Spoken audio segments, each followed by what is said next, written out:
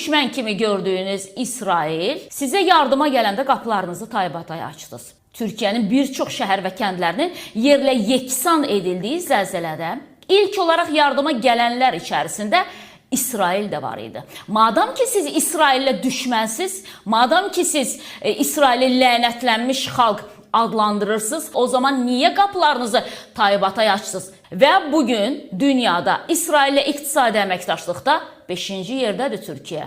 O zaman abilər, necə olur ki siz İsraildən aldığınız parayla övladlarınıza çörək yedizdirirsiniz? Onda belə çıxır ki siz düşməninizin əlindən çörək mi yeyirsiniz? Türkiyənin İrandan aldığı neftin İsrailə satıldığı faktları var.